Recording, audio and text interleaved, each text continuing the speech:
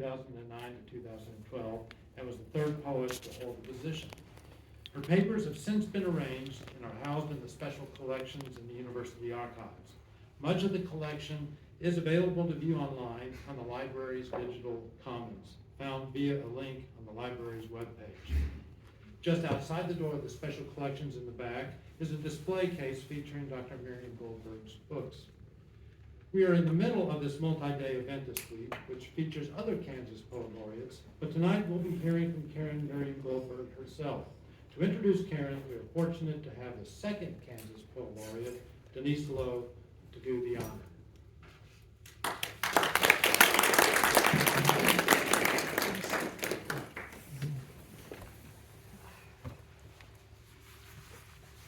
Well, you may understand by now that poets are not conformists. And so I'm going to start out by confessing my true nature, the true nature of my relationship with Caryn, which is I'm her astrologer. You think I'm kidding. But when I was 16 and in the spirit of eccentric Kansas, I learned astrology and worked my way through college doing astrology. So Caryn is a typical Sagittarius. And as a Sagittarian, she is an innovative person. She's into a lot of different things. She also has some Virgo in her horoscope, which makes her want to make things happen and be productive. So it's not just all air castles in her head. She has been an incredibly productive person. I met her in her 20s, and she was a recent graduate of Mizzou and in history, and we became acquainted in a poetry group, a women's poetry group that included Judy Reutman here in the front row, also as well as Caryn and myself. And that evolved, and we became better, and we started lunching together. She does not like cheese. She said to make this personal. So that's important to know. And those lunches are, some of the anchors of keeping myself sane through all these years, and I hope maybe that helped keep her sane. But certainly that idea of mutual support has gone throughout our relationship, and I think has spread into our work in poetry in many other ways. She got her MA at the University of Kansas and a PhD with a creative dissertation option. And to keep it real, one of my favorite things about Caryn is she subscribed to People magazine while she was working on her PhD so that she would not get too out of balance, out of touch with real people. She founded the Transformative Language Arts Network while she was teaching at Goddard and working with the ways that writing poetry and other arts forms help to develop the whole person and to keep wellness in various forms. She's been an environmentalist for decades, and people that she brought into the Kaw Valley Watershed Council, and I think I'm getting that right, and where there were annual conferences, David Abrams, all sorts of people, Stephanie Mills, people now who are kind of leaders in the field.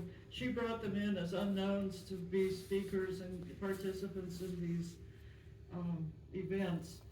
When she became Poet Laureate in 2009, she always thinks big. Thinks Sagittarius is a Jupiter rule. Jupiter is conjunct, what is it, Chiron right now is really busy in Aries. And thinking big, she didn't just become Poet Laureate, she had a national conference of all state poets laureates that she could get to come into laureates, including the National Poet Laureate Ted Kooser. I could go on. She's a mother, a wife, a sister. Good to see sister here. Caryn, Ken's sister. It's a wonderful friend. She's a person of faith. I don't know how many Seders and Hanukkahs and the potato latkes. She's just a wonderful human being, and we are so lucky to be able to spend time with her tonight. She's a visionary. Caryn Mirriam-Goldberg.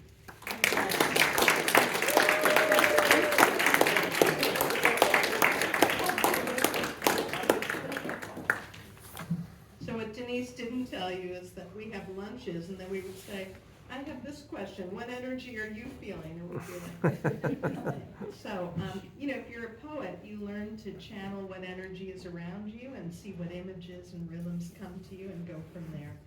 So first, I want to thank especially Laura Washburn, who holds up this poetry community here, Lori Martin, Chris, others in the English department, Steve Cox and Randy Roberts at the library and the staff. I can't believe that I put my hands on an archive with my name on it, and then I look in it and there's pages I scribbled when I was 15 and 16 there. I also want to send out special love to fellow poets laureate here, Eric McHenry, Kevin Rabus, and Denise Lowe, and to ones who send love from afar, Tracy Brimhall, Waska Medina, Wyatt Townley, and Jonathan Holden. And I also want to send big hugs to Catherine and Kelly, because that concert last night, and finally, I have to thank my family. They're all here.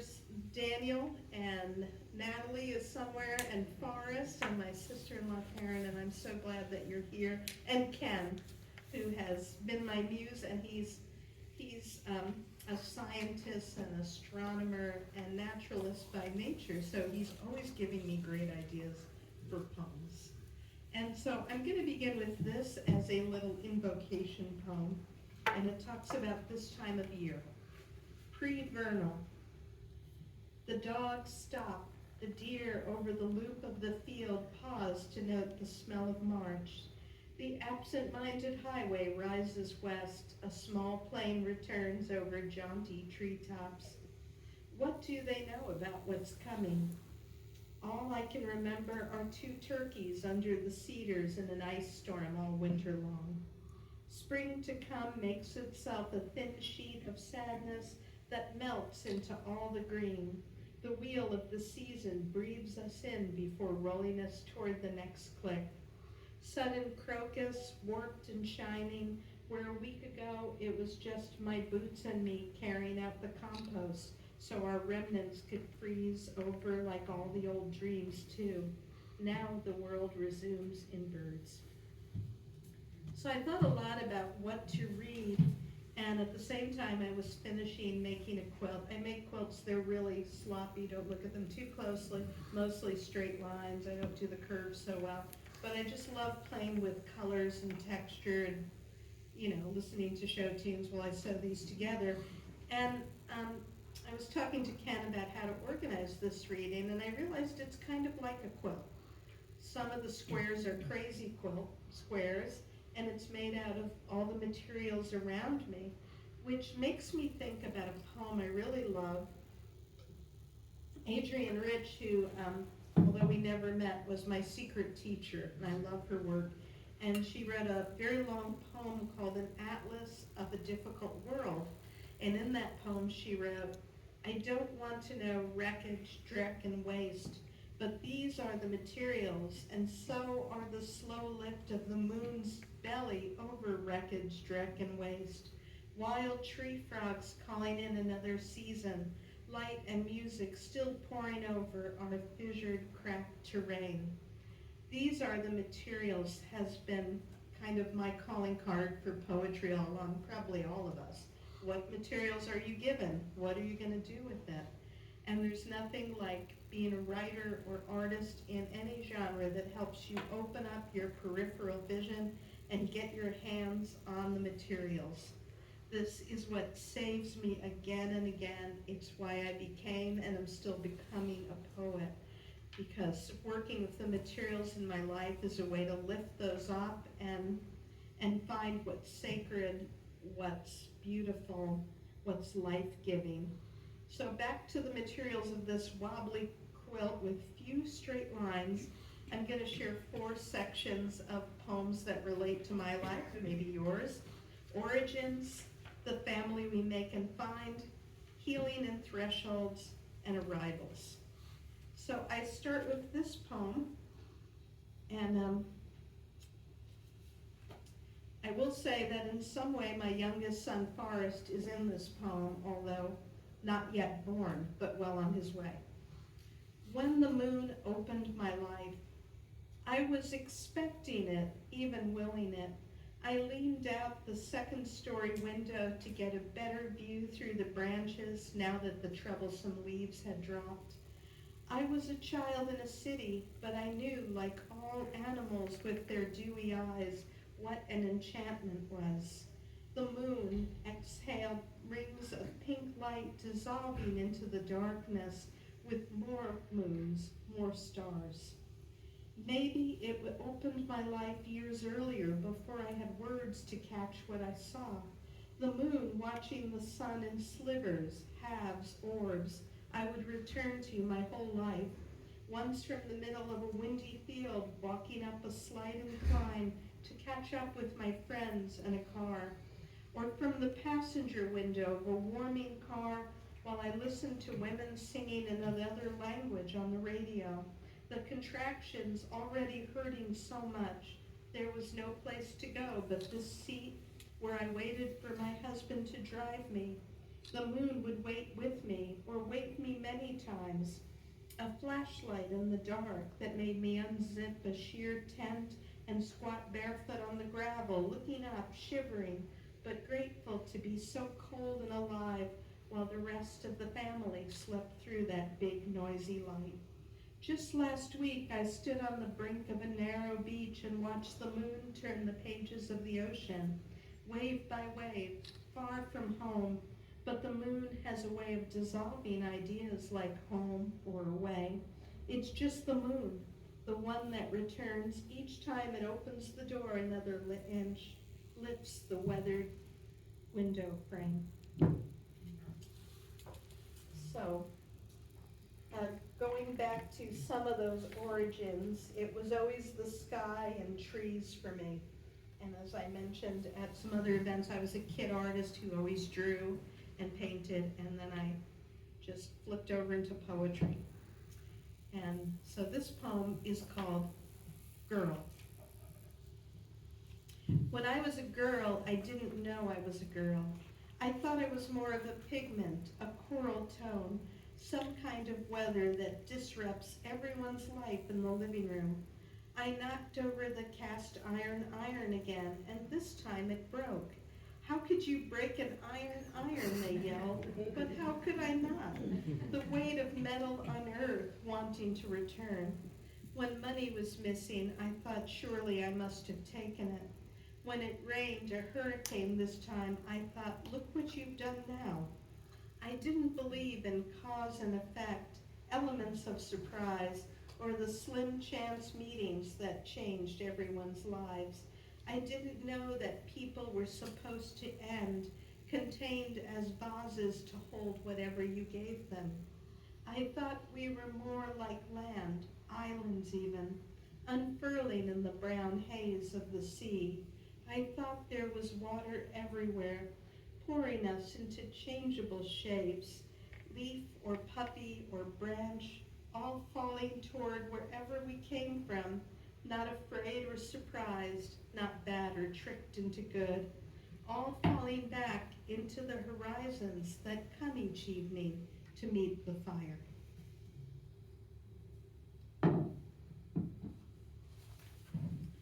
So going back even further with origins, just because something happened generations before you doesn't mean you can't write a poem about it. Just because you don't know what happened doesn't mean you can make something up that may or may not be close to the truth. crossing over. At the edge of the yard, somewhere in Lithuania, she takes it all in. The white bark of the forest, the dark vertical shadows, the tall field between here and horizon. Wind rises from the banks of trees and rushes everywhere, reminding her to lift her chest, inhale sharply, remember. Who will come after her, and what? Will the grasses part the same way in tomorrow's weather? The leaves sing their breaking song, the air hold the weight of the world evenly around each being? Is she the first or the last to hear the ending world? From years ahead, I wait for her to turn into the future. When she does, her face catches the late light, and she sees me, sitting cross-legged on a wooden floor in Kansas. What is there to say from here to there that would help? A cow walks through a parking lot. A peacock screams. All of us far from oceans, wars, the urgency of living in a world on the cusp of vanishing. My great-grandmother doesn't know she will die in this very spot, facing away from soldiers and fire. How most of this village will face the gun or the gas chamber, quickly or slowly in camps or holes in the ground. Little space to think the last best thought. The air she exhales falls off the earth like the sun tonight and every night. Her surviving children will spread like water on hard ground that softens over time, so far from her view at the edge of this yard. All she knows is the cleansing light of the wind and the moment her life balances before her, the way love can shelter itself as a dark bird in the not-so-hidden birches, ready to exhale from the leaves that keep remaking themselves, and the breath from her body that will one day be my body.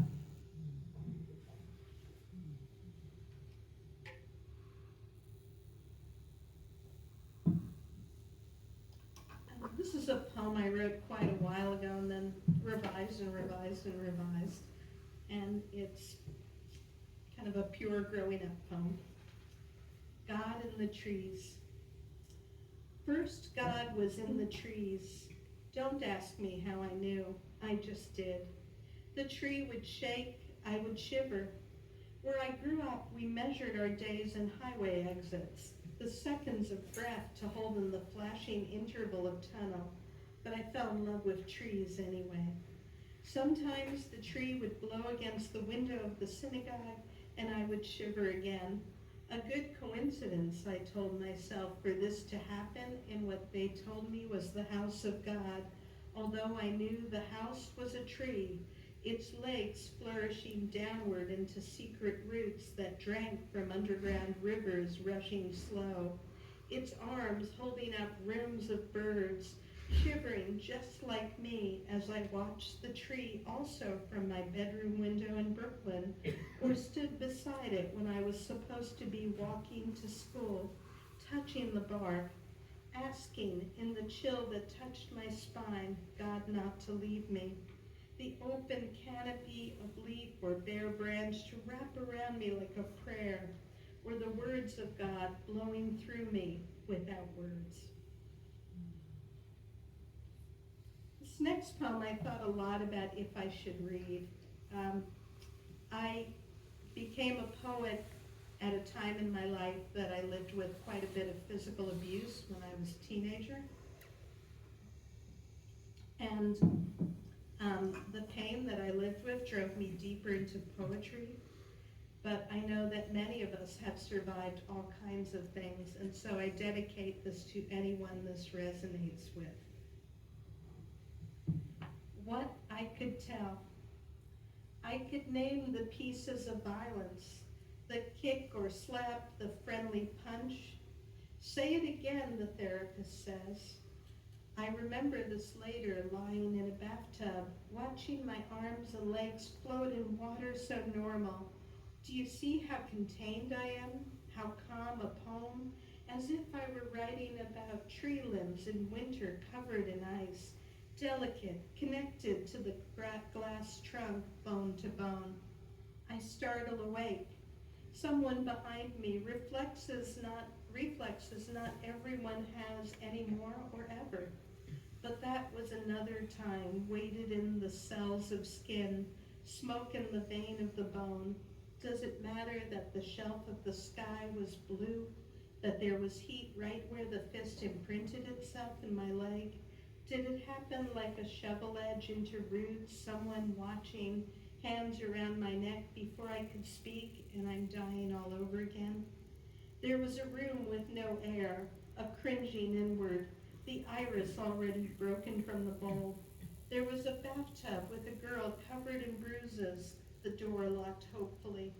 She was tired, so tired, she couldn't stay awake to tell me what really happened. And here's a little sweetness to counterbalance that, I hope. The first man you loved. He crossed one thin leg tightly over the other, leaned to light a cigarette of the recent past with the fire of the future. Your grandfather holding you on his lap so you could stare in stereo across the park to the big kids kicking a deflating ball into the present, just missing your head. It's 45 years after your grandfather died, one hand holding a pack of cigarettes, his other hand on the door handle of his store. The sky is unusually pink this December morning at the end of another decade. An envelope on your desk holds new old photos of the others. Your grandmother, father, whole sheets of uncles, people you can't remember from college, even the ones you swore to love across streets have changed long before you understood what endures. The first man who ever loved you didn't say much. You sat on his lap, dunking your cookie in his tea, both of you lost in the black and white flashes of the showdown at the OK Corral, sunset reddening the wind triangles of time we call windows. He let you be, which was how you knew what love is. So I want to go from that to the family we make and find. And I'm actually going to start with a poem I wrote about Ken and the prairie. And a lot of you know that we have lived on land that we spent, like almost 40 years trying to save from potential development. And eventually, against all odds, we did. We bought the whole 130 acres and it's going into a conservation easement. I'm still not sure how it happened. So I really feel saved by this land and wedded to this land, and of course also wedded to Ken. And every so often we have to light the land on fire, at least part of it. So, burning the prairie. 1. A field is a black hole, shadow made solid, fastened to the ground. The skull of a baby deer lies there in the old black hair. The closed entrance to the mouse house in dirt that filters sunlight, like the heart filters blood. I stand on the field's ledge, think about the past, charred only where I touched it. The stories of one slow burn or another. How much water is there in the world anyway? Not enough, says the inside of a cave. Not enough, says the snippet of lilac in the bedroom. Not enough, says this field. 2. Years ago, my husband was burning a field when the field started burning him back. Caught in the change of wind, clanging the flames closer so they could do what they longed to do, their whole fire life, rush up in a huge sheet of brilliance. He did the only thing he could to save his life. He ran through the fire. 3. A duck cries. I dream I'm standing in the burned field again, but before it was burned. I don't like all this tangle and height. I want the future cleared away, absent and present at once. 4. We burn the field so the grass can have its house back. Clean out the house guest from hell trees. Sweep the floors, open the windows to let the smoke out. We burn the field so that we, ignorant to the black sky, can see sheet after wavy sheet of burning and call it beauty. 5. After the burn, I hold my husband's hand in the bedroom like a candle. I wouldn't want to tip toward all that's dry, all that's above ground. No one talking, the dark as heavy inside as out, the ceiling fan swishing us still. I am scared to lie here if the wind's so high, the tangle and brush of us ready. How easy to start a fire, how untrue that ripeness only comes to the wet and lush. So one thing I was really frightened of was, would having children stop me from being a poet? Because just about everybody I knew who was a writer, mostly everybody, Denise and Judy were we were exceptions, just stopped writing poetry when they had babies. And I remember Keith, Emporia State, what's the last name? Deniston said to me many, many years ago, oh, just have the babies, they'll just crawl over you and you'll still keep writing. But when my son was born, my first son Daniel, who's here, a dramatic birth like the rest of his life,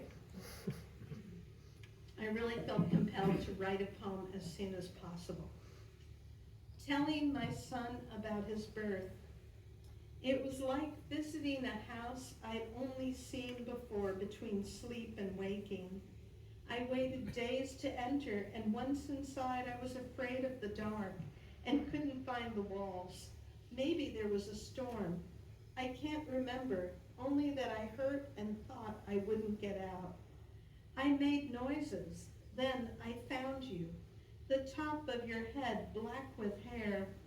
I pushed and pushed to get out, and when we did, this doesn't work, into this hot room where your father and the midwife waited, I realized I was afraid most because this house was the world and it was on fire. But you need to know there wasn't any house at all or any shelter. There was a place I cannot name. You could call it fear or love or God. It would still be the place of no place. Here we have a real house made of wood and concrete. We have names for things and a name for you. We think we are past the fire, asleep in this chair, your belly on mine, as we breathe on each other.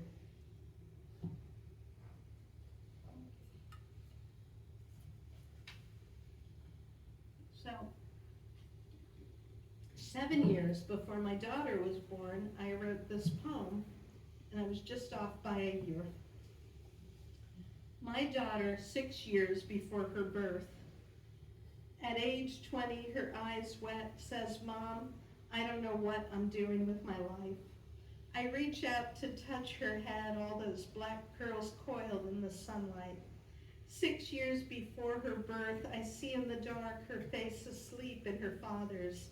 I know already how she'll lie awake in my arms as I walk back and forth the night in the kitchen, or run to me, her body all gazelle, her heart an ocean, with handfuls of seashells she's discovered, a dead ocean contained in each. 16 years after her birth, I watch her twirl in 3-inch heels and a sapphire dress, time shining out her eyes. Yes, I tell her again, always, especially as the undertow pulls time back and reveals the space we call love. So when talking about the family we make and the family we find, I have to read this poem. And this is a poem dedicated to all my girlfriends. And I'm so thrilled to have so many of them here tonight, you know, from Amy and Judy and Denise and Karen and Joey and Victoria and Catherine and Kelly, and I could just name almost all the women in the room. So glad you're here. And It was also written riffing off some Dar Williams lines. I got to open for Dar Williams once in concert, and so I took her poems and took great liberties with them. I will not be afraid of women, because I learned early and often that when it comes to those falls from great and gruesome heights, there's no one like a sister, and it's worth driving all night 10 miles above the limit with no seatbelt to sit at her table and drink her tea while she agrees that we're all here to dance out of the lines, even if it means we singe our hair in ways we can't remember the next morning. I will not be afraid to go to her and to her and to her and her my whole life, the ones who hold my stories like Christmas ornaments, careful not to drop the glass ones or make fun of the ones made by my children's baby hands long ago. I will hold her a 3 a.m. phone call when she says, it's all broken or it's all better. And when I call, she'll remind me how lucky we are in this life, sistering me away from hoarding the horizon and toward the next song we'll write, and then sing over and over until we're sure it always existed, just like this friendship and this one, each made of cedar and wind in the long walk at dusk, lukewarm coffee we drink at her table because it makes us laugh, or the long nap on her couch in the middle of a December day when I didn't know where else to go, so I went to her with my tattered heart and shining breath to say, please, gather me up, and she did. I will never be afraid of the mirror she is or holds up, and the real life beyond that mirror when we get in her car and drive for the love of motion. And Kelly, we did get a song out of that one woman. She's crying, saying all these things. She's like, hold on, let me write it down. So, anyway, so I also want to share poems that speak to healing and thresholds that kind of come through and speak to us in our lives, and sometimes without us even wanting to speak back. As the bumper sticker I love and hate says, oh no, not another learning opportunity.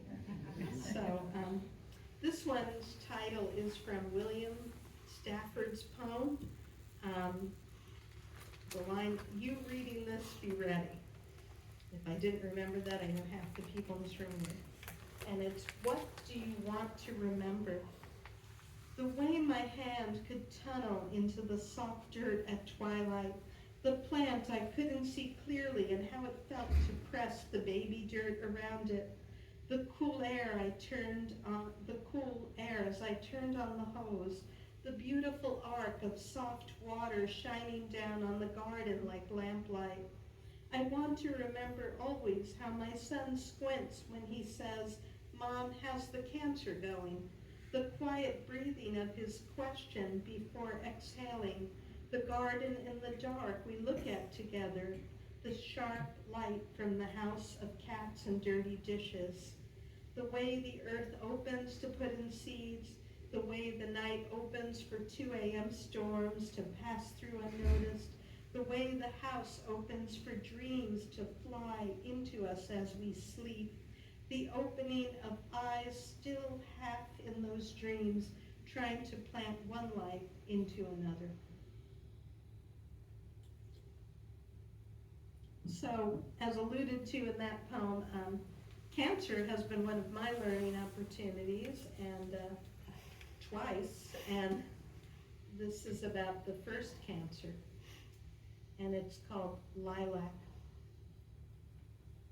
The day after they cut my breast off, just home from the hospital, not even napping or talking on the phone yet, that day I walked on my own 2 legs down the dirt road over the slope of loose rocks, cradling as I walked the broken body, the large orange-handled clippers, the big wind holding me, the man I loved behind me getting ready to start his car to come get me, that day beginning the healing from all of it, unslashed from the expectation of what knife or infusion comes next, was the day I made my way to my mother-in-law's old-fashioned dark purple lilac and reached against the tightness of gauze and paper tape, against the odd sensation of parts removed and scars just making themselves, against my sore arms reaching toward their old strength, to gather and hold, to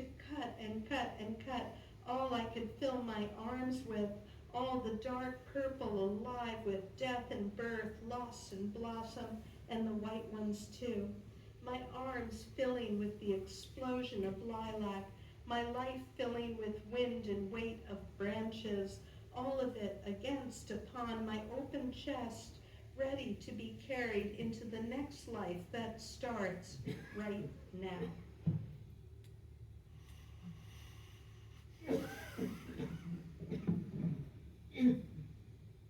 So, another part of my lifelong journey that probably a lot of people can resonate with speaks through this poem.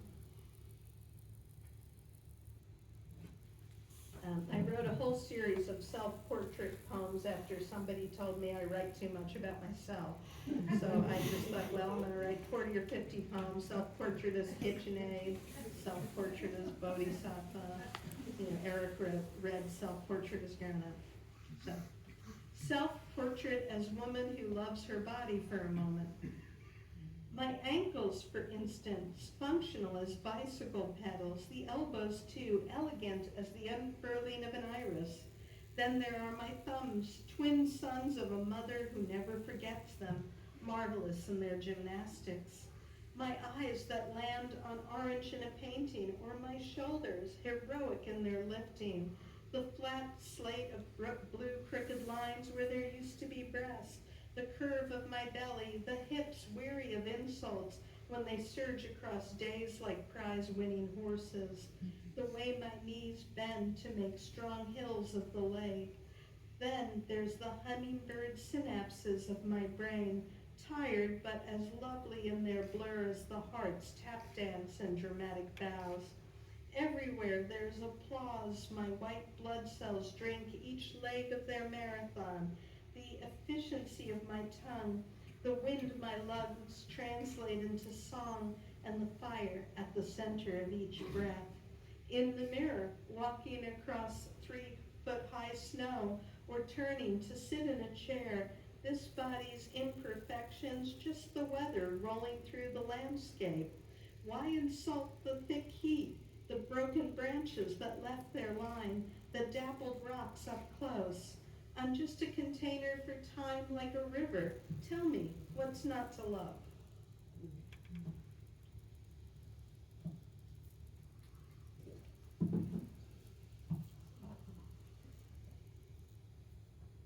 So, speaking of crossing over from the hard things we go through in life, this is a poem that I wrote along with my Turning Point writers within the last few years. I've been facilitating workshops at Turning Point for people with serious illness, living with serious illness, for about 20 years. And I used Louise Gluck's poem, Snowdrop. She has a line in there, "At the end of my suffering, there was a door." There is a door. Always. Across the once green expanse hilling the horizon, invaded by cedars leaning into each other in the sun, right before the wind returns to clear us of all this humidity, the righteous angst of being human, which is not to say it was easy. We were trapped there like hurricanes stationed in place against their will to dissolve into oceans.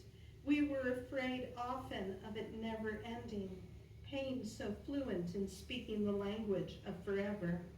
We were separate from each other below the surface of so much sadness that even the dragonflies avoided us. Or we were lost in the timbers of hurt, piercing our temples and aching in our calves, keeping us awake no matter how hard we kicked. It doesn't matter if we cried out or tightened the long vertical muscles in our necks to hold in curses or screams, or if we felt nothing but the fog become an ocean so deep and tilted away from the light, we thought we lived there. Somehow, a miracle, a piece of luck, a strange happening, there was a door, and then on the other side, we found each other. So my last section of some poems is called Arrivals. And I want to start with this poem that I hardly ever get to read, but it feels like time. It's called The Opposite of Certainty. I really love the writing of Pema Chodron. Anybody else a Pema Chodron fan? A few people. And she says that humans are hardwired to want solid ground under our feet, but life, it's the complete opposite. So this poem is in sections, and I'm going to snap. Well, I actually bumped my hand, so I'm just going to do something like this between sections. The Opposite of Certainty. The Hubble telescope shows us a star dying, a green butterfly in a tube of black. At the center, bands of pink burn through thousands of years down to one cell. Everywhere the telescope aims, even in the dark of the dark, tens of thousands of stars dying or beginning. On the ground, where is nothing? Dig deeper, still something. Not just billions of cells, but air circulated through millions of beings, dying, being born, carried on by force of light. Birth tears through whatever stories we have for it, love too. Earth is made of dying stars, birth canal after birth canal, until death tunnels us somewhere we have no words for. Just the quick dissolving of a meteor, a fingerprint fading so fast, it's hard to say whose it was. The baby asleep on my chest afterwards, the imprint that never leaves. Dead stars turn to lightning, birdsong, mud feeding the hungry river. The dead are humidity and dirt, discord or harmonics in our voices. Meanwhile, the living, the faces you look at and think, oh, so familiar. Eyes that have looked into yours for years seem the same colors of the retina fire at the center and still are never yours. All my childhood, I wanted to be certain I was worthy of being loved, which meant being saved. Like any great search, you have to begin by hollowing yourself out. Like any great love, you can't know the contours of the story ahead, but in the dark, you can toe the ground to read pebbles or sand, the way ahead, and if you're lucky, the ridge right before the drop-off. Neurofibers in the eyes absorb light. Now, while we sit in metal chairs in the backyard under a ginkgo tree that inhales the same light, suddenly, without knowing why, love, the opposite of certainty, calls us to our feet and trips us so we can get close enough to the ground to smell the dirt. To take air in, to give it back, a natural act, a necessity, and if we're lucky, a certainty. All along the way, the scars that weather you, and how beautiful you are when you get up anyway the next morning, put on your coat, and go out into the exploding world. Okay, I have 3 more poems, so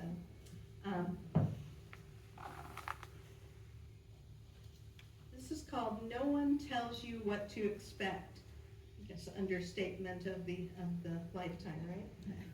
A downpour as you're running down Massachusetts Street in sandals that keep falling off in unexpected puddles, ice on the power lines, the dying who won't die, then a single bluebird dead in your driveway, the deadline or lost check spilling the orderly papers, the part that isn't made anymore for the carburetor, or the sudden end of chronic sinus infections while walking a parking lot unable to find the car. Your best thinking won't be enough to save your daughter from a bad romance or your best friend from leaving the man she'll regret leaving. Across town, in a quiet gathering of maples, someone drops to her knees in such sadness that hummingbirds buzz through unnoticed. The dog gone for days returns wet and hungry. The phone call reports the CT scan is negative, and your husband brings you a tiny strawberry, the first or the last growing in your backyard. Life will right itself on the water when the right rocks come along. So let the bend tilt you toward what comes next. Bottoms that fall out, shoes that drop, the wrong email sent while a cousin you lost touch with decades ago calls, his voice as familiar as the smell of pot roast. All the songs you love will return like an old cat. Expect to be startled.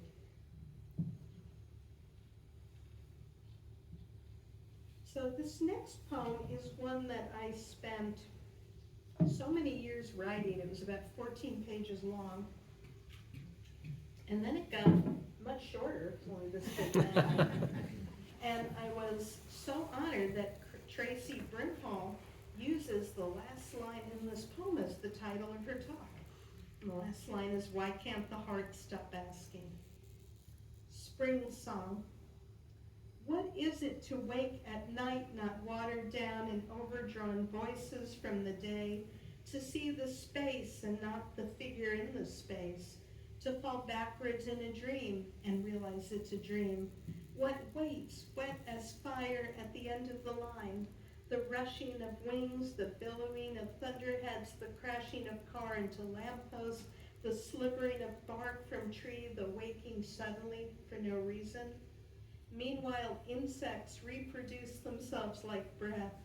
Birds loosen the sky with flight, stratus clouds streak across the moon, kisses stop and stones break apart so easily it's clear they've been cracked inside a long time. Each life a transference of water, each act just a way to move light around. Even knowing this, why can't the heart stop asking? And I do have to give credit to each life, just a way to move light around, to Judy's husband, Stan Lombardo, who said that to me once when we were sitting outside on lawn chairs. So the last poem is one I'm going to make up out loud out of words you call out. And I always warn people, could be cool, could be the opposite, but let's go. So, words, please. Prune. What? Prune. Prune. Gorilla. Gorilla. Toast. Toast. Film festival. Film festival. Bonus. Bonus. Yeah. Bonus. Bonus. Okay, what else? I need about 20 more words. Unstoppable. Unstoppable. Not. I'm sorry, what? Astonished. And Laura, did you have one? Anatomy. Huh? Anatomy. Anatomy. And Ken, what was yours? Not. Not. Lilies. What? Lilies. Lily. Lilies. Plural. Plural. Lilies. Okay. Spell. Bell. Cell. Spell. Oh, spell. Like spelling a word or making a spell. Spell. I'm going to put bell and spell. Okay. Okay, we need more words here. Moving. Moving. Moving. Reflection. Reflection. Chorus. I'm sorry, what? Chorus. Chorus. Purple. Purple. Ouch. Ouch. Notwithstanding. You can tell he's the real poet here. Okay. Okay. What else? At oneness. At oneness. Okay. Obliterating. It all fits together. Okay. Bubble. Bubble. 2 more words. Galoshes. Wrist. Ripped. Okay.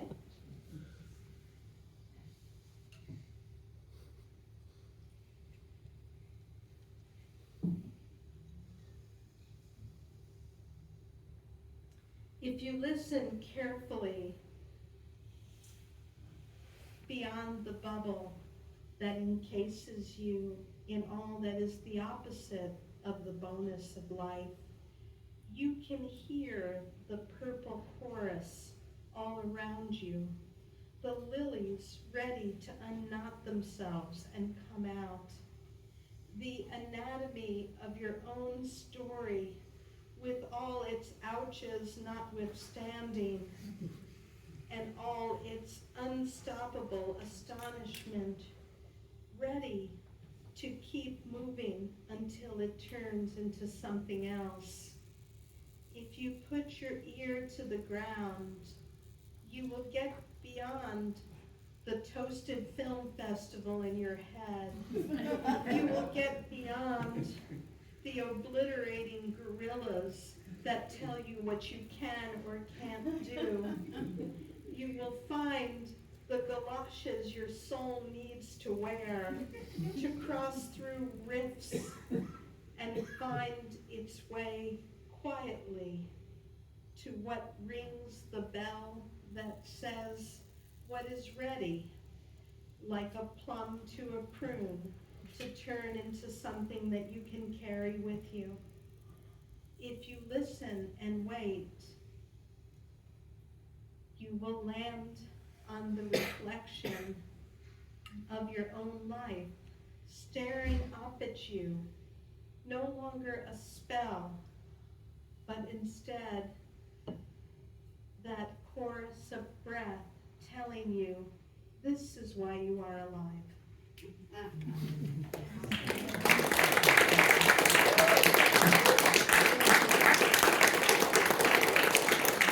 Thanks so much, and I do want to especially thank Tracy Millian-Simmons, the publisher for many of us here, and my books, and Laura's, and Olive's, and Kevin's, and who else has books by Tracy here? Denise, are back there, and there's going to be a reception. Laura, do you have anything to say? There's cake. There will be cake, and thank you so much for being here and making a dream I did not even know I had come true. Thank you so much for welcoming me.